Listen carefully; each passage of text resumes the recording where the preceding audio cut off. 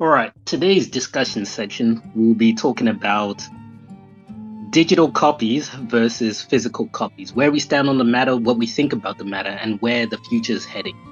This topic is coming about because recently California enacted a law which will come into effect next year, 2025, that platforms have to put a disclaimer on whatever platform they are selling digital products, whether it's their website, their apps, or whatever it is, but they have to put a disclaimer for buyers that they are not purchasing the item, but purchasing instead a license to use the item. In essence, people don't own digital products anymore, and California is bringing in a law to make that clear to consumers. So naturally, people have been discussing about this, and it's brought up the question of where do we stand on all this matter? So to begin with, I just want to quickly get you guys' stance. Digital or physical? Kojo? Digital is the future. I'm sorry. I mean, people can hem and haw, but it is what it is. I'm just saying. And why are you in that stance? Because everything is moving to, like, when you buy a game physically, when you buy a CD, congratulations, you bought a very fancy coaster now. Because you are reliant on updates and everything. So you might as well just buy a digital version, because you're gonna, as soon as you put your CD in, there's gonna be a day one patch, there's gonna be other patches in the future. So it's like, what's the point of my CD? I'm wasting plastic here as well. Like, and it's cheaper for companies to release games digitally than to go and get go to the printing, get the CDs printed, get all of that, and it's just a waste of resources.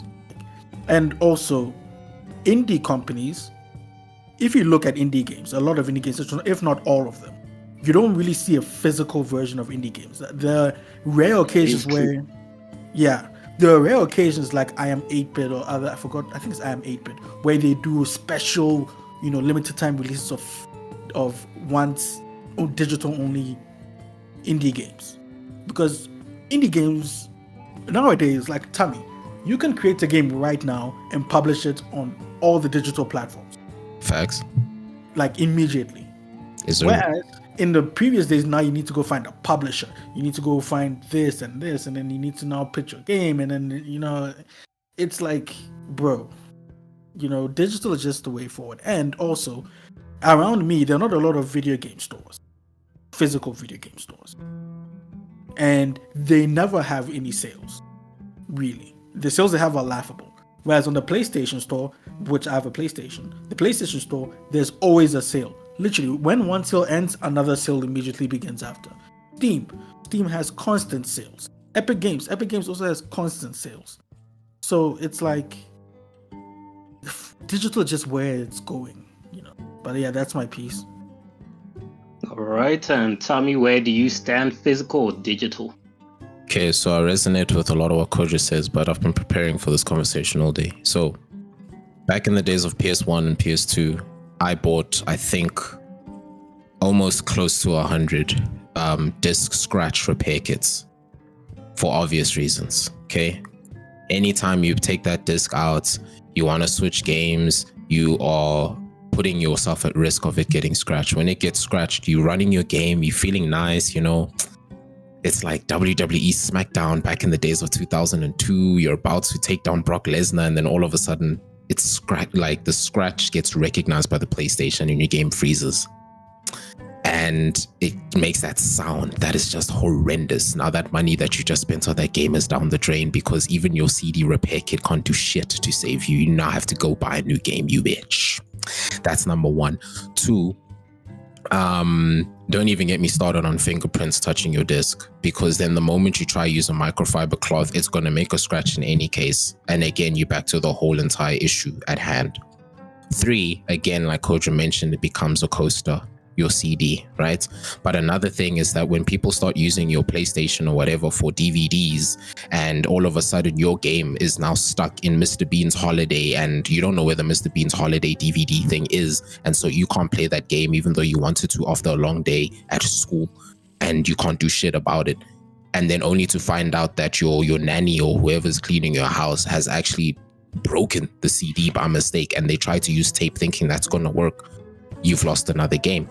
And then another thing with the physicality of it is that, let's take PlayStation, for example, PlayStation 5. Thank you for mentioning that, Kojo's, because the digital version versus the one with the CD drive is more expensive. Why? Production cost of an extra piece of tech to be in your thing, as well as the fact that that thing still to this day is not fully optimized, because if you turn your PS to the side, like you turn it sideways, you can mess up your CD drive.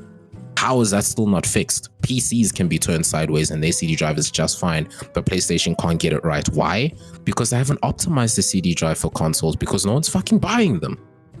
And then on top of that, CDs are more expensive than the digital version. Why? Production cost. So physical just doesn't make sense to me, Joe. Like, I get it. Yes, if the cloud one day gets hacked and, shit just fails and people go the route of Ubisoft, where Ubisoft says, look, it's digital, so you don't technically own it. We do. So, we can decide if we, suddenly don't want you guys to play it anymore, like they're currently doing now with most of their Ubisoft games. Sure, a CD would be very nice because you still have it. But on top of that, say something happens with the game files and it needs to verify the game files again. Whereas on like your normal online on digital, you can just quickly do a verification, go make a coffee, take a shit, go to the store, come back, and your game's verified.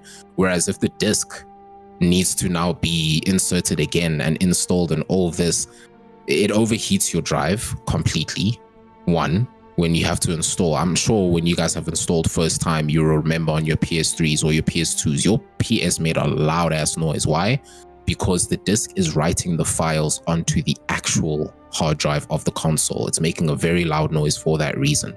And sometimes if that shit fails, it has to start again. Or sometimes the needle of the reader would break and scratch the CD. But now obviously they have digital OCR readers for the discs. Even with that, if that thing fails and it can't read your disc, you have to replace your entire console. Digital all the way, dude. Thanks. Yo, tell us what you really think. Nah, bro. Like, this is a fight I've been having for so long. Like, dude. But yeah, anyways. Yeah, so this is rare, but I think for the first time we're all on the same page. So, on my side, originally, I've always been adamant about physical. But with time, I've grown towards digital. And the reason why I've warmed up to digital when I used to really hate it, because I love having a physical game. I love actually being able to own it, and it's right there for me to see. I'm not a collector, but I like that aspect of you can see your product, you can feel your product and all of that different stuff. But the reason why I've warmed up to digital is firstly, what Kojo said about I'm in an area where accessing game stores is difficult.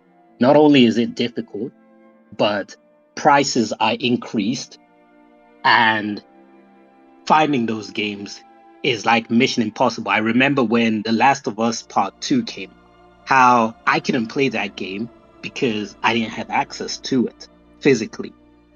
And it took about maybe 2 years or 3 years for me to finally get access to it. And what ended up happening was I just bought it on discount digitally. So the next reason I'm more of digital is because of the convenience of the digital access. Where again, being in a place where it's hard for me to get access to these things, now on digital, when everybody else in the bloody world gets to play something on day one, guess what? As long as I have the money, I can also play on day one with everybody else, as opposed to, oh, shucks, I have to watch everybody else enjoying it, and then eventually I get an opportunity to enjoy it as well. Nah, none of that anymore. So I understand the arguments against digital. And because we are in this rare moment where all of us are in agreement, because originally it was going to be a back and forth for pros and cons. But because we're all in agreement for digital, I want to focus on the negatives of digital, present it to you guys, and see what your thoughts are on those negatives. If you have a counter argument to that negative, or if you are just in a place of, yeah, you know what, it is a negative. Unfortunately, there isn't much we can do about that. Are you guys open to that? Yeah, I have one, but I want to see if you're going to mention it. So yeah, go for it. Oh yeah, and I'll go through my list, get you guys' opinions, and then so I'll go one by one, and then when I'm done, I'll say I'm done. And if you guys have anything you want to add, which I didn't mention about negatives of digital, you can go right ahead and do it. All right. So the first complaint about digital that physical people will have is the whole thing about not owning the game. If tomorrow, like Tommy, you touched upon this, Ubisoft decides to pull down that game, or Sony, which they did with Concord, there was a journalist who got a copy of Concord for him to do a review for. When Sony pulled down Concord for everyone, they even took the journalist's review copy, which was like, people were like, wow, that's never ever been done before. So when it's digital, you literally don't have a say on what happens to the product. Tomorrow, it can become invalid, or they can even just take it off your shelf. There was another company, I forgot who it was, who actually did something to that line. I don't think it was it Ubisoft who literally took out Yeah. old games from people's library. It was Yeah. Ubisoft with The Crew. Yeah, but then this one did this happen this month? No, dude, like last year. No, I know Okay, that actually. I know the story you're talking about, because some company actually did do that recently. I forgot yes, what it was. this month or Yeah. towards the end of last month. It recently happened and people were very pissed about it. So that was the Yeah. example I was going for. But the fact Let that me it's see. already happened in the past before, it goes to show you that this is a real problem. So to that problem, let's start with Tommy. What do you have to say to that? That you don't own your game and companies can literally do as they please with your licensed game. It's cute because to this day I'm not paying for World of Warcraft subscription, but I'm playing WoW. How? Cracked games will forever be supreme. It doesn't bother me at all. Funny you mentioned that, because that was also going to be my arguing point for this about pirated games.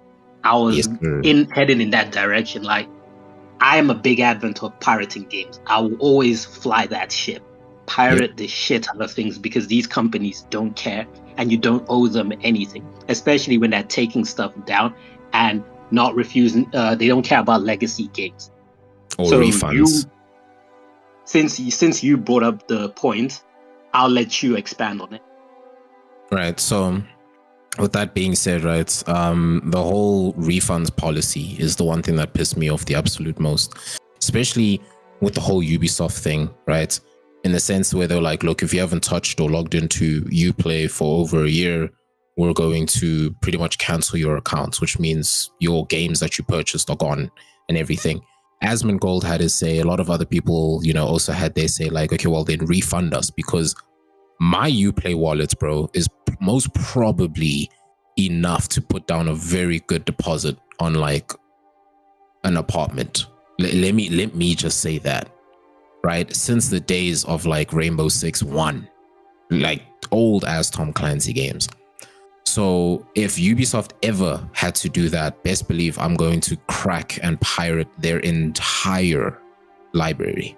Any game I want. Right now, Ubisoft games aren't, too hectic for me, so it's whatever. G2A keys as well. G2A keys. There are big other companies out there that just, whenever digital game keys get, released by companies, some of these companies buy a shit ton of them. But at the same time, they buy them at a version below the game. Because here's the thing about digital games. They have updates, right? Obviously with disc games, they also have updates too, but you usually buy the disc game at the version that it is at. And then you have to still have internet to update it thereafter. But Yeah, with that being said, like, so long as I have the latest, oldest version before they pull it off digitally, fam, I'm not losing at all. Y'all are losing as the companies. But cool, do your thing, man. Shoot. Right, right. And so, Kojo, what about you? What is your say to digital products disallow us to actually owning things and we're at the whims of these companies? I don't know about the recent example that happened this month, end of last month, but for the two examples that you've given, The Crew and Concord, those two games are online games. So even if you own the discs, you still can't play the damn game. So what's the point? Like, it's the same thing. You own the disc, cool. What are you going to play it on? They've taken down the servers. So we're in the same boat here. You get what I'm saying? True, but then what about single player games where That's what I was for getting to. something like, let's use Sony as an example. Sony is terrible at porting old games from like PlayStation 1, PlayStation 2, or even PlayStation 3. I think PlayStation 3 is people's biggest grievances now. So if you have a game on PlayStation 3, which Sony hasn't ported, whereas Microsoft with Xbox have been a lot better than Sony, having a physical copy allows you to still play that game as long as you've got the console. Yeah, and that's fine. But that's something different, is it not? It still goes back to the same thing of, okay, imagine you have a digital version of Legacy of Kain. Sony has been putting that up. Then the next PlayStation comes out. PlayStation 6 doesn't support old games, or you need to wait for Sony to bring up an update or something which allows the game to be ported on and played onto the PlayStation 6. In that instance, you've completely lost the game. Whereas if you've got a PS3, a PS2, or a PS1 and you're managing to take good care of it, you can still play your Legacy of Kain. Yeah, and sure. That's a good point. I mean, it is. But at the end of the day, life is moving forward. Like, I understand people want to go back and play old games. Hell, I want to do too. Wait, I moved my microphone way away from my face. But anyway, yes, I also want to go back and play old games. Like, I want to go back and finish Red Dead. Sorry, I want to go back and finish Red Dead Redemption that I never got to finish on the PlayStation 3. But at the end of the day, again, PlayStation is bad with these things. But unfortunately, it's just the way it is what I hate to say these things, but it is what it is, Tommy. It is what it is. So, but like, I completely understand that point. If you have your PS1, PS2, you still have access to it. Yes, this is not a counter argument, but companies, because you have to pay money for them now. But companies are starting to remaster and polish up a few of them. Not remake, but remaster just a few of them. Like, recently, Tomb Raider 1, 2, 3 came out. Guess what? They're remastering 4, 5, 6. So it's, but again, it's not a solution. But unfortunately, the companies, it is what they decided to do. So again, Microsoft is better at it. Good for them. But it's one of those things where it's like, someone was like, yeah, it's good to have, backwards compatibility to go play old games and everything. But if I'm buying a PlayStation 4, I'm going to play games made for that console. Like, that's what I'm buying it for. It's a nice to have, but I'm not buying an Xbox Series X so I can play Killer Instinct that came out in the 90s. You get what I'm saying?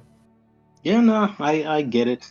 So on my side, I'm basically reinforcing what you guys said, starting off with the whole piracy thing that Tommy said. Like, yeah, there will always be people pirating games, so that will always be available. No matter how much Nintendo is sending out their lawyers to put takedowns, new piracy channels are always going to emerge. So fortunately, those will always be around. And another good thing about the whole thing is, once you download those pirated games, they can't get to your computer.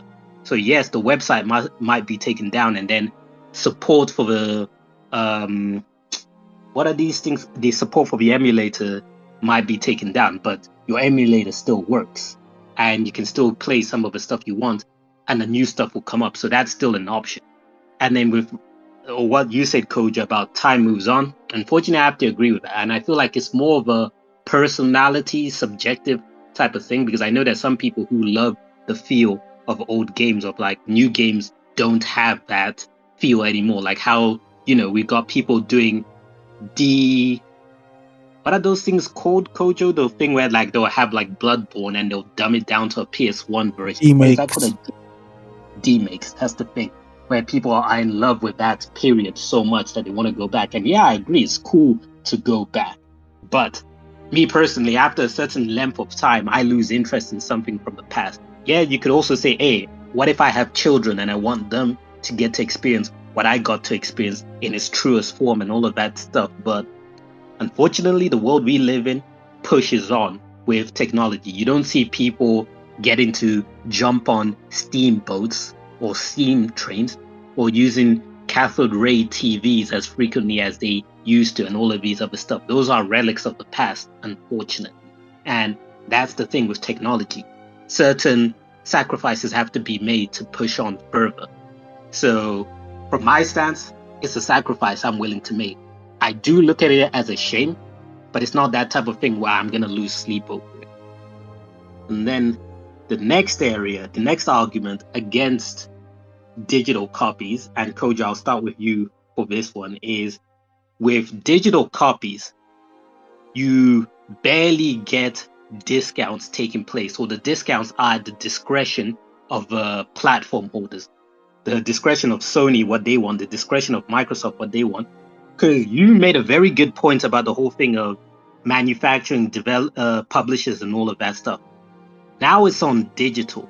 Now your Sony, specifically first party, third party studios, there's an argument for that, but specifically first party studios, the game should not cost $70 digital version. Unless we'll get into discounts, or you can build into discounts from this, but the starting price should not be $70 or $60. That was then because you're making a physical copy, you need to recover the losses made from those physical copies, and then you're sending it to retailers who also have to make a profit on their side, all of that stuff. And then there's also a publisher who's making a profit off of it. So you, the developer, are making a small amount. Now you've killed the middleman. The retailer is not anymore there. There's no physical copies to worry about that. There's no distribution costs as well. Yet games are still $60 and $70 instead of decreasing. Isn't that a problem?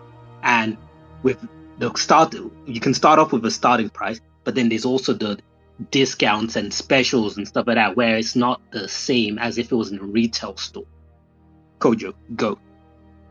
With the first party prices, I agree that they shouldn't start at $70 because it's a digital game. But then you can also make the argument that because it's a first party game, the money goes back to that publisher or that studio, whereas if it's a third party game, they only get a cut of that purchase, right? So first party studios need all of that money this is their excuse. That I think is their excuse. They need all of that, but they need it to be $70 so they can put the money back into making more first party games. That's what they see. Whereas with third party games on their platform, they'll, it's whatever. They don't really have control over those prices. But if it's their own game, they can be like, hey man, you want to play this game, this is the price. If not, go play another game. True. You would piss off gamers with that take. No, I'm not saying this is I'm saying this is what companies see. And this is what companies are doing. I'm not saying it's a good thing. I'm just saying this is what companies are doing. Because again, like I said, they have carte blanche over what price they make their own. So for example, Microsoft can say, you guys are going to pay $70 for Starfield, digitally and physically. Like on Steam, I think it will cost $70 as well for the base price. Call of Duty is going to cost $70 plus, which is ridiculous.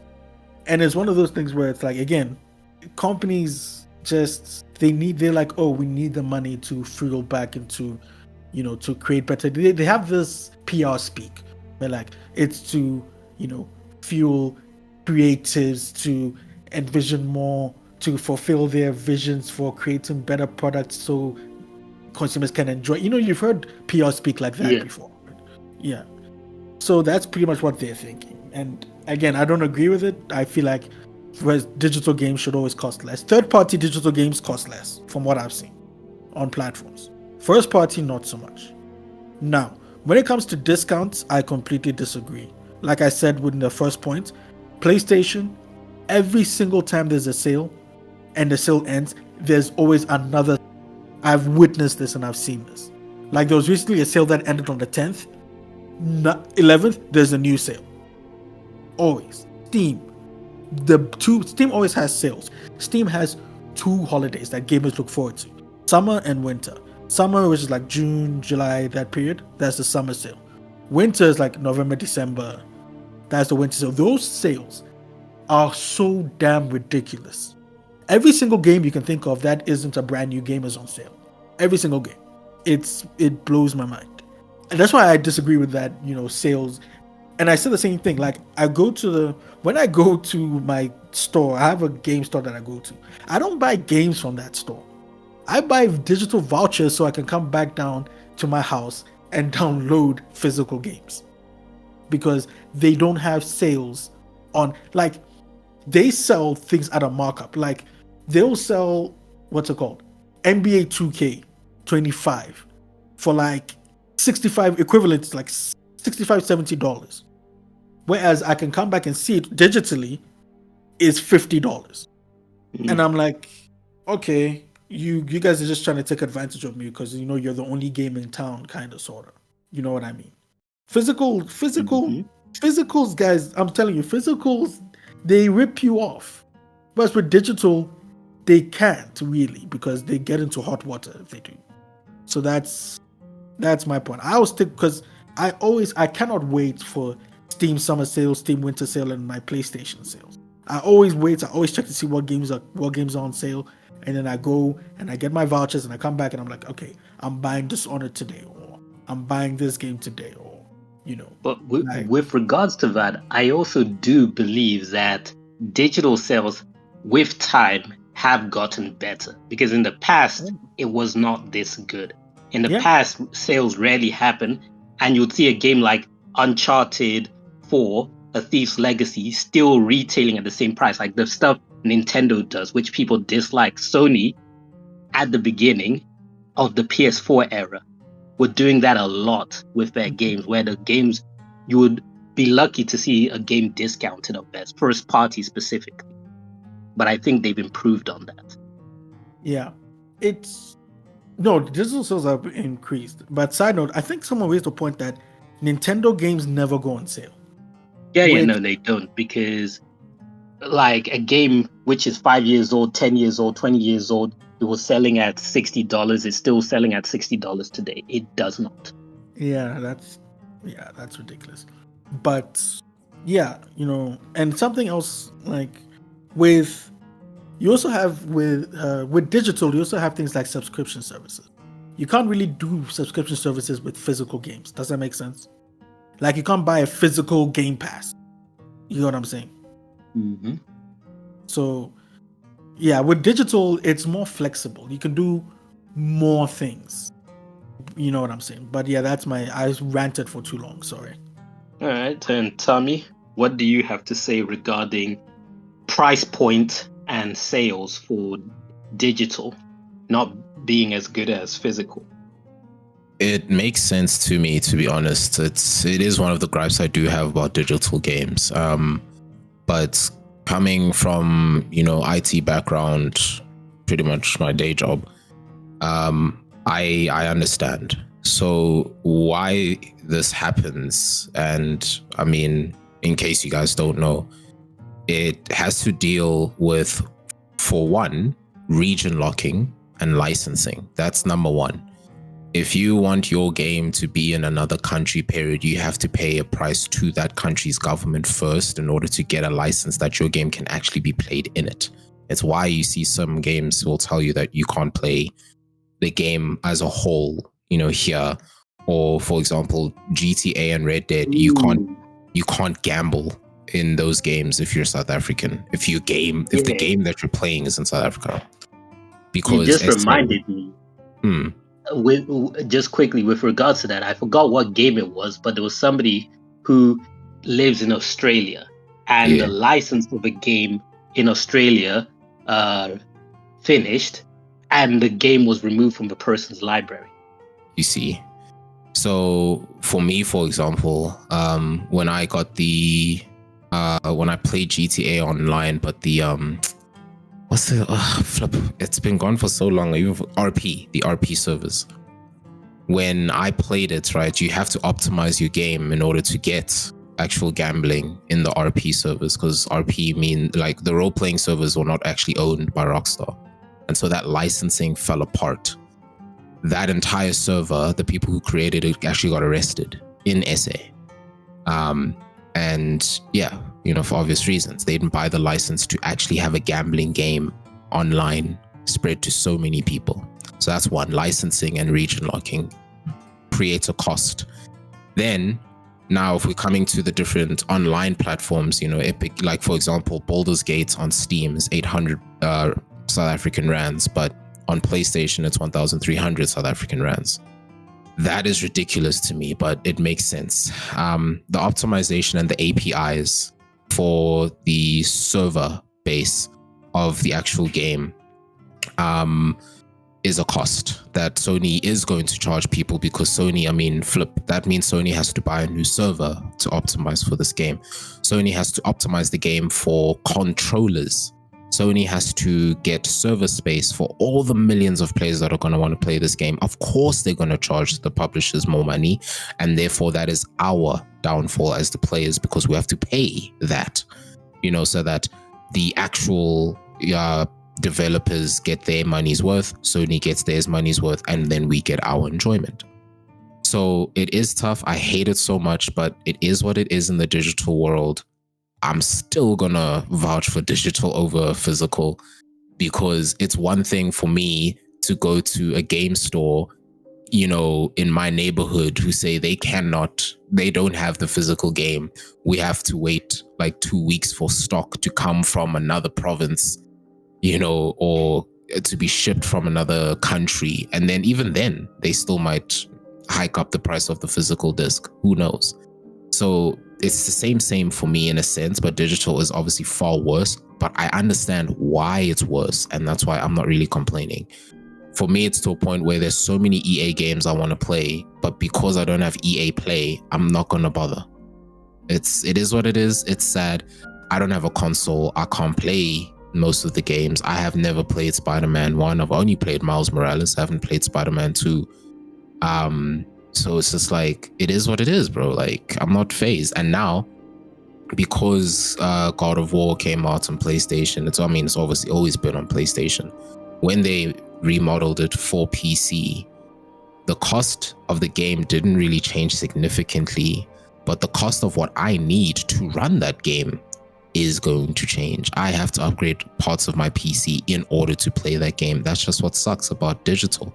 But physical would have given me the same problem as well in any case. So yeah, like I'm either or with this type of stuff, where it the prices change depending on first party or third party. I understand enough of it to not be pissed off about it. So yeah. Yeah, nah, for me, I don't really have anything much to add to what you guys have said.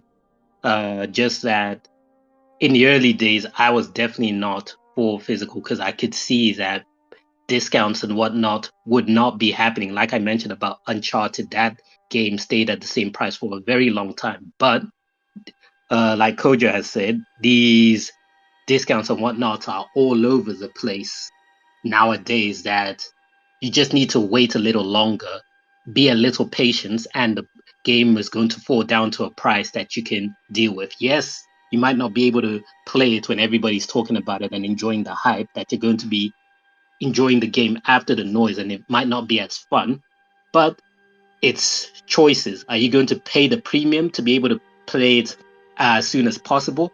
Or are you going to wait on a discount, but then miss out on all the hype and all the fun with talking to people about it and all of that different stuff?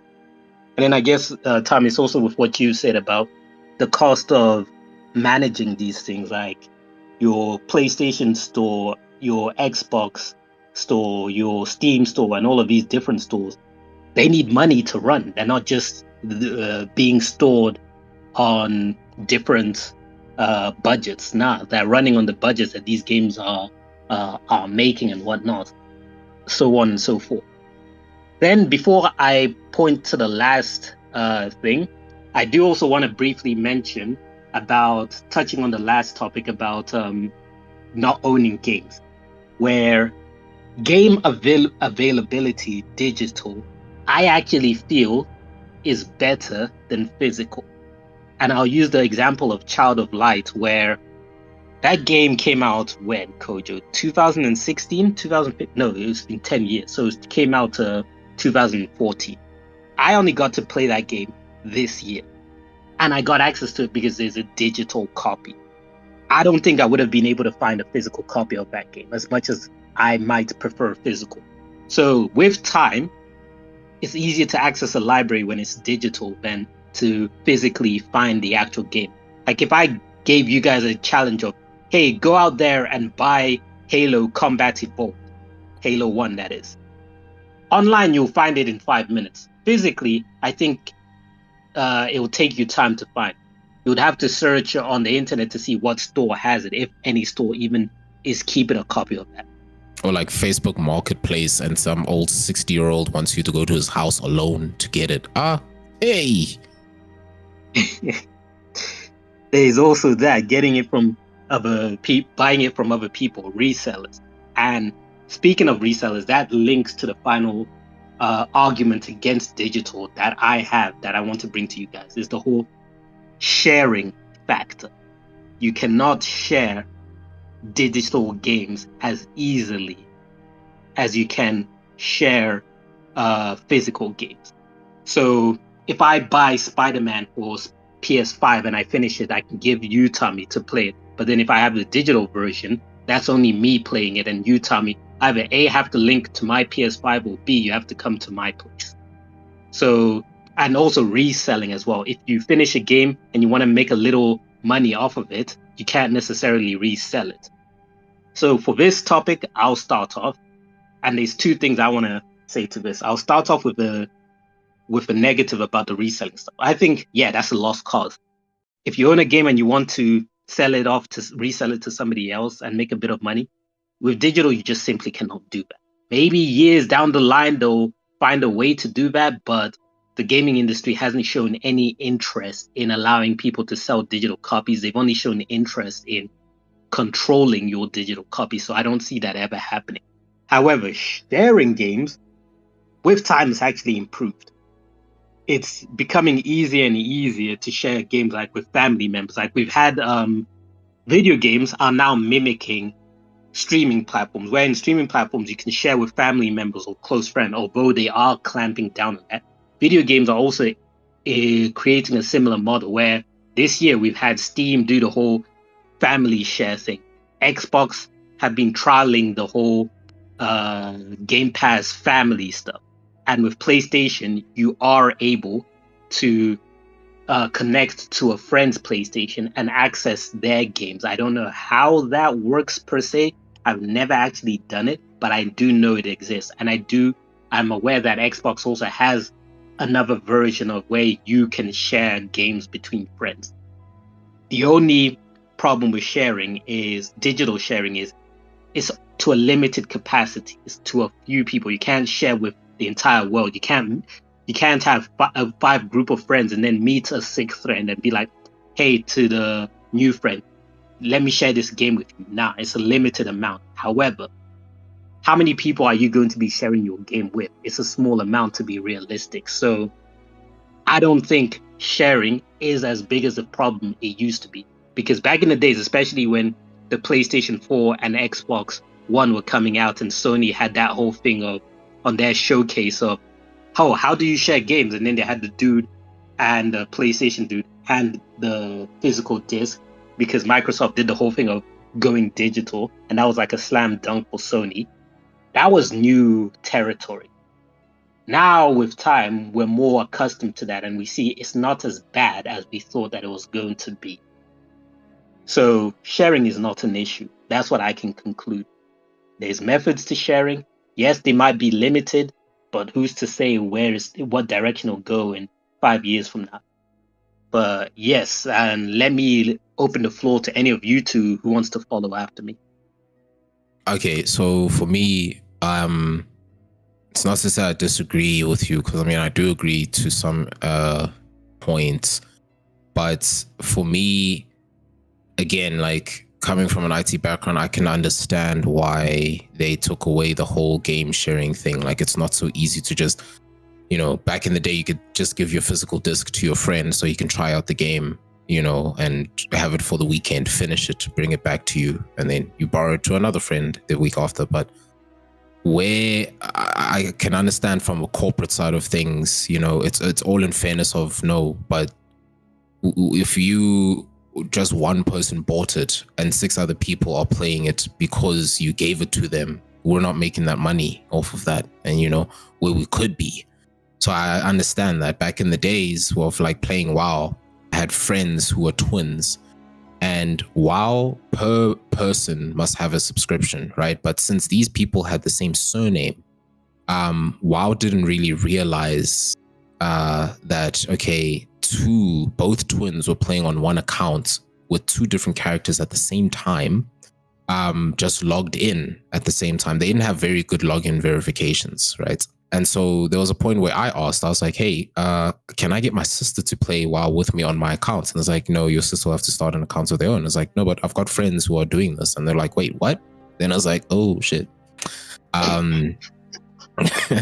So you see stuff like that. And then going back to an argument, well, not an argument, a discussion we had a while ago, split screen is gone, because rather than you gathering with your friends to play the one game that one friend brought on split screen, your friend now has to buy that game themselves, and you guys are going to have to either LAN or play online, which is dumb.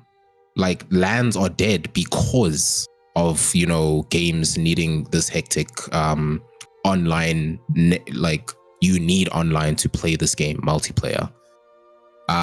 So it saddens me, that actually saddens me. Again, I understand from a business point of view why they're doing this, but from a consumer point of view, it sucks. They're actually killing old school couch type and LAN type games completely. They're the reason why kids don't gather around at each other's houses anymore, and they just want to stay at their own house and constantly fight of who has the best Wi-Fi. It's so sad. So yeah, that's my piece. All right, and Kojo? Yeah, I agree with you guys. Sharing is not what it used to be. It was easy to just, like, I bought games from friends like 2 years ago. I need to return them, but it was simple just going through their stuff, because they've moved on to PlayStation 5. So PlayStation 4, I just went through their games and I'm like, oh, can I borrow this? Oh, yeah, you can take it. We're not playing this anymore. Yeah, you can borrow it. Digital, but like Maxwell said, you've got the Steam one now. You've got Xbox has that family thing. Sony is being Sony, but one day they were late to. Side note, they were not late. They were stubborn about crossplay, and eventually they saw the light. So who knows? Maybe the family thing will come to them in a vision one day. But yeah, sharing games it's a thing of the past with digital. Not a thing of the past, but it's completely different now. It's not as easy as it used to be. But in my opinion, I think it's kind of a good thing. In some ways, it can be, because how many times, tell me, I know this has happened to you, Maxwell, I know this has happened to you, where you borrow a game to your friend and then they disappear to another galaxy and you never see them again. Dude, you remember Varsity? You had my Horizon. Yep. Then I borrowed it to another friend. I still don't have it. Still don't. Yeah, no, I learned as a kid to not borrow games to people unless I know where they live. Jesus, that's ominous. Oh shit! Goddamn. So I know it's gonna sound counterproductive to what I said about you don't really own digital games, but you kind of do, in the sense of hey, it's mine. You can't just come and borrow it and then disappear with it. So there is some light to digital games like that. But yeah, when it comes to sharing, that is something that we will lose moving forward. But I'm sure, like again, Steam has figured it out kinda. Microsoft is figuring it out. Sony will get them. So in the future, like Microsoft said, I'm sure there'll be a more concrete way to share digital files. But yeah, that's The my. ones who never get with the times is probably Nintendo. I forgot about dude. You know what's so funny? This whole conversation, I think I've brought up Nintendo like once. I keep forgetting because I know that they're not going to play ball with any of these things. So I'm like, Oh yeah, nah. When it comes to digital, like all of the negatives of digital, Nintendo lives and breathes that. Good. Yeah, but all right. You have any more to say, Kojo? Oh no, I think I'm good. I was trying to come up with a clever, catchy thing to say, but what I can say is digital gaming, unfortunately, is the future. And the future is now. All right. So with that, is there any cons of digital that you guys can think of that hasn't been mentioned? Tommy, you did start off saying that there was something you wanted to bring up, but you would wait and see if I brought it up. Oh no, then I eventually brought it up. Yeah. Look, for me, I guess the one other thing that I just want people to also just understand is the moment because I mean, obviously, when it comes to digital gaming, everything is on a cloud, whereas physical gaming, it's all in your memory card.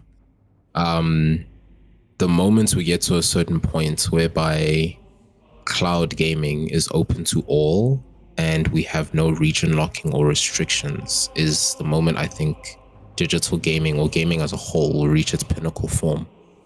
This whole thing of oceanic servers, US West, US, W, this and this. The moment we have global servers, oh my God. Oh, Jesus. But yeah, that's just me though.